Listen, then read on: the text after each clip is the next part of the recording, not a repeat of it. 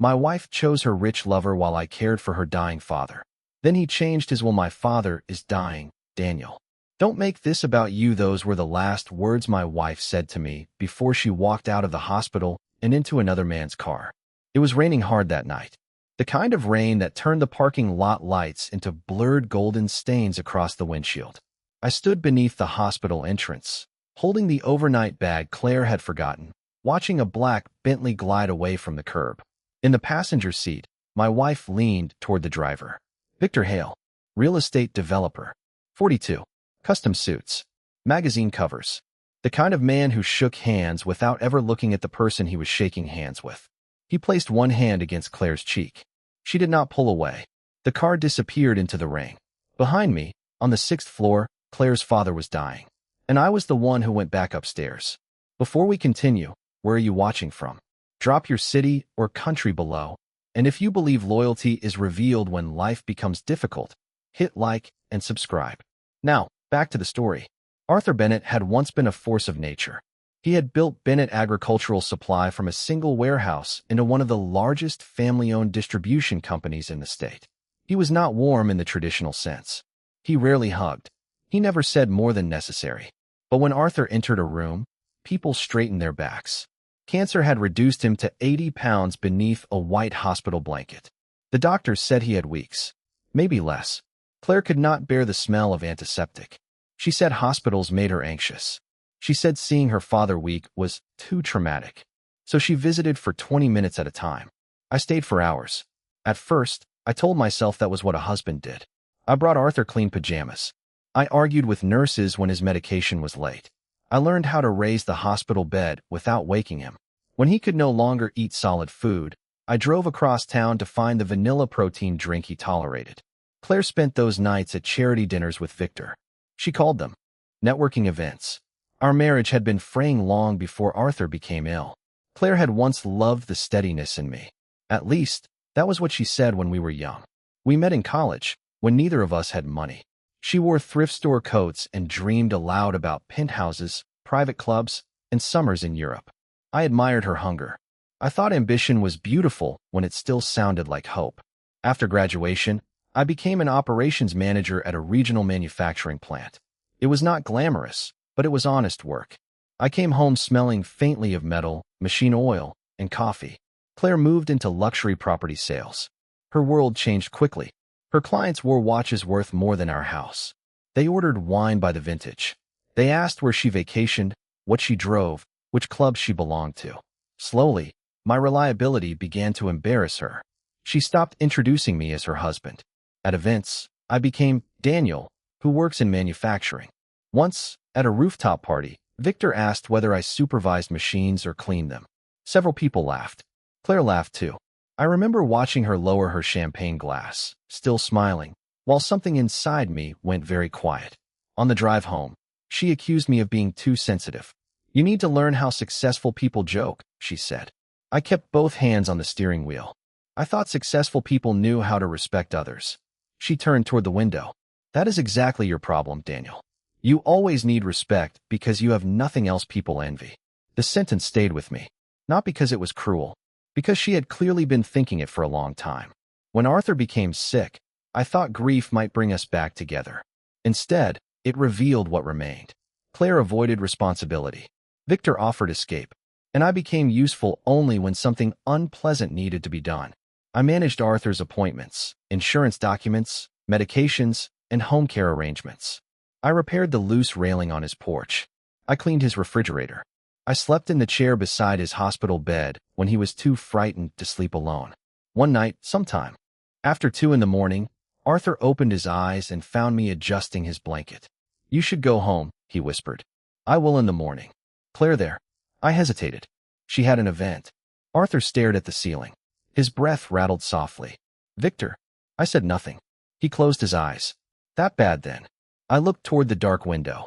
I'm not here to discuss Claire. No, he said. You are here because no one else is. That was the first time he reached for my hand. His fingers were cold and thin, but his grip still carried something of the man he had been. Why do you stay? He asked. I could have lied. I could have said love. Instead, I told him the truth. Because dying shouldn't make a person disposable. Arthur looked at me for a long time. Then he nodded once. After that night, something changed between us. He began telling me stories Claire had never heard. How he had borrowed money against his first truck. How his wife, Margaret, had kept the books at their kitchen table. How they had lost a child before Claire was born. How success had made him harder than he intended. He spoke often about regret. Not the loud kind. The quiet kind that lived in old houses after everyone had gone. One afternoon, he asked me to open the bottom drawer of his bedside cabinet. Inside was a faded photograph of Claire at 7 years old, sitting on his shoulders at a county fair. She used to believe I could fix anything, he said. His eyes remained on the photograph. I spent too many years teaching her that money was the same as safety. You gave her opportunities. I gave her appetite without gratitude. I did not defend Claire. By then, even love could no longer make me dishonest. The affair became impossible to ignore 3 weeks later. I had gone home to shower and change clothes. Claire's suitcase was open on the bed. A silk dress lay across it. Beside the dress was a hotel confirmation for 2 nights at the Astor Grand. The reservation was under Victor Hale's name. I stood there, dripping rainwater onto the hardwood floor, holding the paper between my fingers. Claire entered the room behind me. For a few seconds, neither of us spoke. Then she sighed. Not with guilt, with irritation. I was going to tell you. When things were less complicated. Your father is dying. That is exactly why I couldn't deal with this too. I looked at the suitcase. You couldn't deal with your marriage, so you started another relationship? She folded her arms. Victor understands the life I want. And what life is that? A life that moves forward. Her eyes dropped to my old jacket, the one I wore to the hospital because Arthur's room was always cold. You are a good man, Daniel. But goodness isn't the same as greatness. I almost laughed. Not because it was funny. Because I suddenly remembered the woman who once split a $5 meal with me in a dormitory hallway. Does Arthur know? That is none of your business. I've been sitting beside him every night. And no one asked you to play the martyr. The words landed harder than I expected. I placed the hotel confirmation on the bed. Go then. She blinked. What? Go with him. Something uncertain flickered across her face. Perhaps she had expected shouting. Perhaps she wanted to see me beg. I did neither. She lifted her chin. I'll send you the divorce papers. I nodded. Send them to the hospital. She left an hour later. I returned to Arthur's room before midnight. He looked at my face and understood immediately. She chose him, he said. I placed his water cup within reach. Yes. Arthur's jaw tightened. I'm sorry. She made her choice. And you? I'm still here. He turned his face away, but not before I saw the tears gather in his eyes. The next morning, a lawyer named Samuel Reed arrived. He was in his 60s, with silver hair and a leather briefcase polished by years of use. Arthur asked me to leave the room. I stepped into the hallway and sat beside a vending machine while they spoke for nearly an hour. When Samuel left, he stopped in front of me. Mr. Cole? Yes. He studied me carefully. Arthur is fortunate to have you. I'm not sure he would agree with the word fortunate. The lawyer's expression softened. He would. That evening, Claire came to the hospital. Victor accompanied her. He waited in the corridor, holding a bouquet so large. It looked designed for a funeral. Claire entered Arthur's room wearing cream-colored cashmere and diamonds I had never seen before. Her father looked at the necklace. Gift, he asked. She touched it. Victor has been very supportive. Arthur's eyes moved toward the doorway. More supportive than your husband? Her smile disappeared. Daniel and I are separating. Arthur looked at me. I was standing beside the window, pretending to adjust the blinds. When did this happen? He asked. Claire exhaled sharply. Dad, this is not the time. It is the only time I have. The room fell silent. Machines hummed softly around us. Claire sat beside the bed. Daniel and I grew apart. Victor and I have more in common. Arthur's face became still. What do you have in common? Vision, ambition, a certain standard of life. Arthur's gaze shifted toward me again. I had slept 4 hours in 3 days. My shirt was wrinkled. There was dried soup on one cuff from helping him eat lunch. And Daniel? He asked. Claire gave a tired laugh. Daniel is dependable. She said it like a diagnosis. Arthur closed his eyes. You should leave. Claire stiffened. Dad, take the flowers. They smell expensive. Victor appeared at the door. Is everything all right? Arthur opened his eyes. No, Victor stepped inside anyway. He had the polished confidence of a man who assumed every room would eventually belong to him. Mr. Bennett, I know this is difficult. Claire and I only want what is best for everyone. Arthur looked him over. You want my daughter? Victor smiled slightly. I care for her deeply. You want my company too? The smile vanished. Claire rose. That is enough. But Arthur was not finished. You think I don't know why you've been circling Bennett Supply? Your development company needs our land near the Northern Freight Corridor. Victor's expression hardened. I came here out of respect. No, Arthur said. Daniel came here out of respect. You came here because you smelled an opportunity. Claire's face flushed. Dad, you're confused. Arthur pressed the call button. I am dying, Claire. That is not the same as being stupid. A nurse entered seconds later. Arthur pointed toward the door.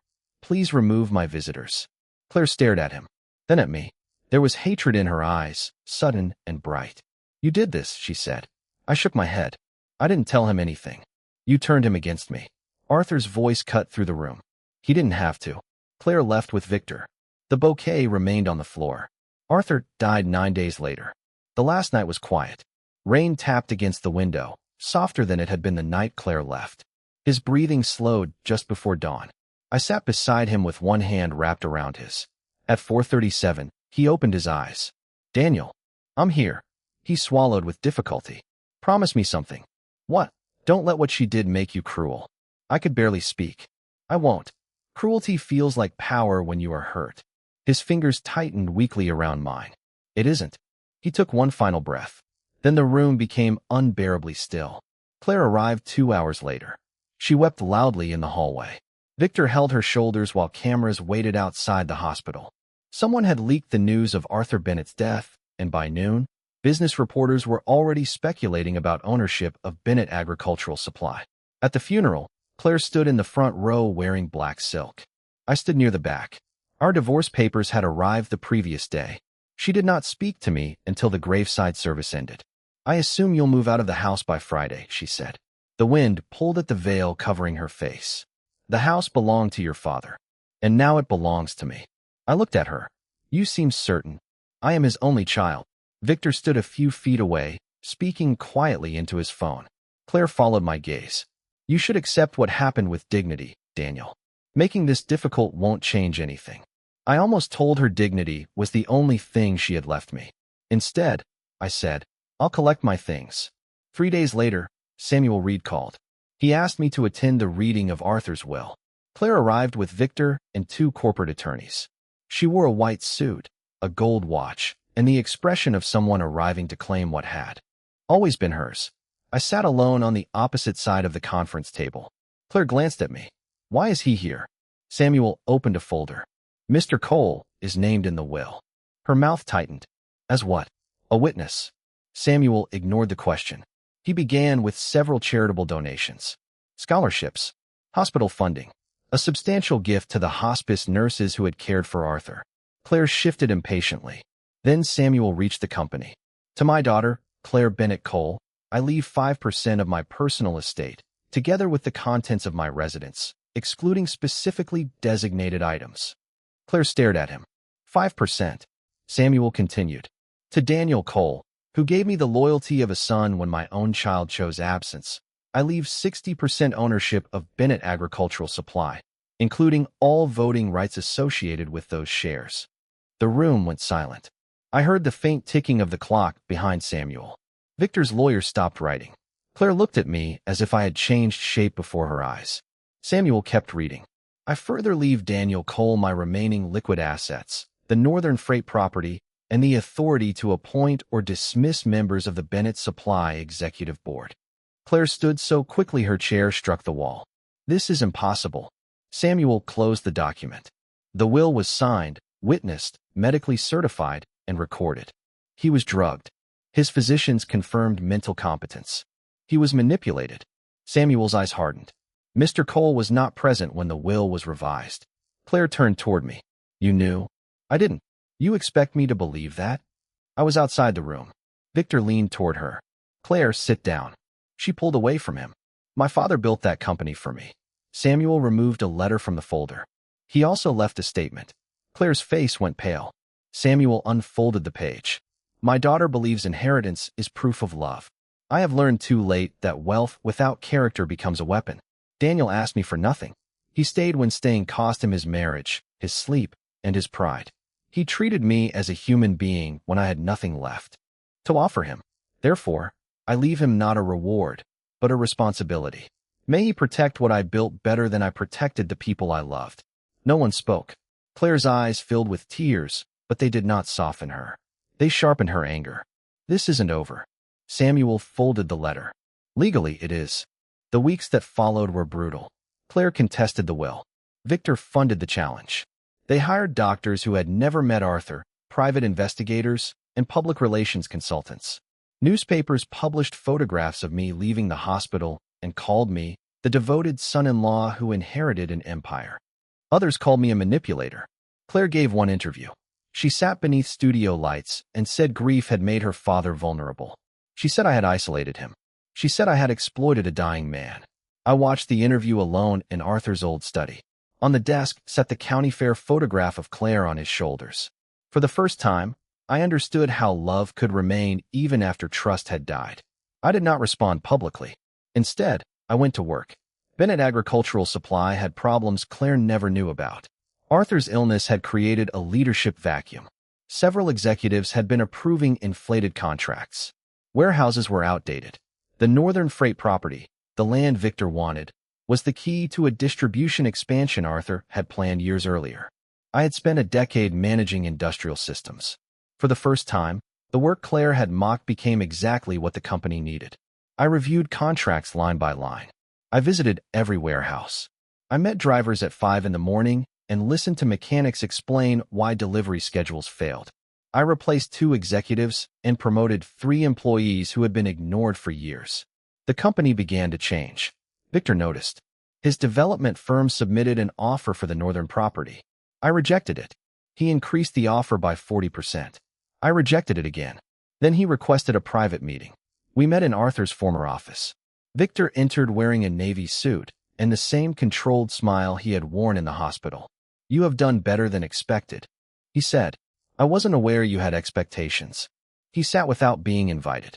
The land is worth more to me than it is to Bennett Supply. That isn't true. You are an operations manager pretending to be a corporate owner. And you are a developer pretending this conversation isn't about debt. His smile disappeared. Our investigators had discovered that Victor's company was over-leveraged. He needed the freight corridor project to satisfy lenders. He leaned forward. Sell me the property, and I will convince Claire to withdraw the lawsuit. I looked at him. You think she is fighting for the company? She is fighting for what belongs to her. No, she is fighting because losing to me humiliates her. Victor's jaw tightened. I continued. And you are helping because without that land, your banks begin asking questions. He rose. You are enjoying this. No, I stood as well. That is the difference between us. 6 months later, the court upheld Arthur's will. The judge found no evidence of coercion, incapacity, or undue influence. Claire's challenge collapsed. 2 weeks after that, Victor's company missed a major debt payment. Investors withdrew. His name vanished from the society pages and appeared instead in financial reports beneath words like restructuring, exposure, and default. Then he left Claire. Not dramatically. Men like Victor rarely made scenes when disappearing served them better. He transferred assets, resigned from 2 boards, and flew to Europe while his attorneys handled the wreckage. Claire called me the night he left. I was still in the office, reviewing plans for the new distribution center. Her name appeared on my phone for the first time in almost a year. I answered. For several seconds, all I heard was breathing. Then she said, Did you know? Know what? That he was leaving. No, he said everything was my fault. I looked through the office window at the dark warehouse beyond the parking lot. I'm sorry. She laughed bitterly. Don't pretend. I'm not. You won. You have the company, the land, my father's money. Victor is gone. Isn't this what you wanted? I thought of Arthur's final night. Don't let what she did make you cruel. No, I said. I wanted my wife to come to the hospital. She began crying, quietly at first, then with the broken, uneven breath of someone who had finally reached a room money could not unlock. I made a mistake. You made many choices. I was scared. So was your father. Her crying stopped. The silence between us stretched. I loved you, she said. I closed my eyes. There had been a time when those words would have undone me. Now they only made me tired. You love the man you thought I could become, I said. Then you punished me for becoming someone else. That isn't fair. No, it isn't. She whispered my name. I looked down at Arthur's letter, framed beside the desk. You didn't leave because I had no future, Claire. You left because you couldn't see value in a life that didn't impress strangers. She said nothing. And your father didn't change his will to punish you. He changed it because, at the end, he finally understood the difference between being admired and being loved. I ended the call. A year passed. The new Bennett Distribution Center opened on the Northern Freight property. We named it the Arthur and Margaret Bennett Logistics Campus. Not the Daniel Coal Center. Not the Coal Industrial Complex. Arthur had not given me his company, so I could erase him. He had given it to me, so I could preserve what was worth saving. We created an employee ownership program. We expanded the hospice fund. We established paid family care leave so no worker would have to choose between a paycheck and sitting beside a dying parent. At the opening ceremony, hundreds of employees gathered beneath a white canopy. The morning sun reflected from the glass entrance. I had just finished speaking when I saw Claire standing at the edge of the crowd. She looked different. No diamonds. No designer suit. Just a gray dress and a small leather bag held in both hands. After the ceremony, she waited near the memorial wall. Arthur's photograph hung there beside Margaret's. Claire touched the edge of the frame. He hated that picture, she said. I stopped beside her. He said his tie was crooked. It always was. For a moment, we both smiled. Then the smile left her face. I came to apologize. You already did. No. I said I made a mistake. That isn't the same thing. She looked toward the warehouse, where employees and their families were walking through the new facility. I treated loyalty like weakness. I treated my father's love like an entitlement. And I treated you like a placeholder until someone richer appeared. I did not rescue her from the truth. She took a breath. I don't expect forgiveness. I forgave you a long time ago. Her eyes lifted. Does that mean? No, the word was gentle. That made it final. She nodded slowly. I understand. I believe she did. Before leaving, she placed something beneath Arthur's photograph. The diamond necklace Victor had given her. I picked it up and handed it back. That doesn't belong here.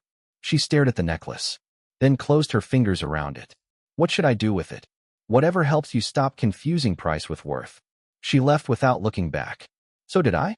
That evening, I returned to the hospital for the first time since Arthur died. The hospice wing had renovated its family waiting room using the foundation grant. New chairs stood beside wide windows. There was a small kitchen, warm lighting, and a row of reclining beds for relatives who refused to leave. A bronze plaque near the entrance carried Arthur's name. Below it were the words, "No one should face the end alone." I stood there until the hallway lights dimmed. For years, I had believed Claire's betrayal was the moment my life fell apart. It wasn't. It was the moment everything false was removed. The marriage that survived only when I stayed small. The ambition that existed only to impress other people. The belief that being chosen by someone else determined my value. Arthur's will gave me a company. But that was not the inheritance that changed me. What changed me was sitting beside a dying man when there was nothing to gain. It was discovering that character was built in rooms where no one applauded. It was understanding that dignity did not shout across courtrooms, television studios, or conference tables. It simply remained. Years later, people still told the story as if Arthur had made me rich. To punish his daughter. They were wrong. He did not change his will because he wanted revenge. He changed it because, at the end of his life, he finally recognized who had acted like family. And I did not win because Claire lost her lover, her inheritance, or the future she thought money could buy. I won the night I watched her leave in another man's car, and still walked back upstairs to sit beside her father. Because loyalty is not proven when love is easy.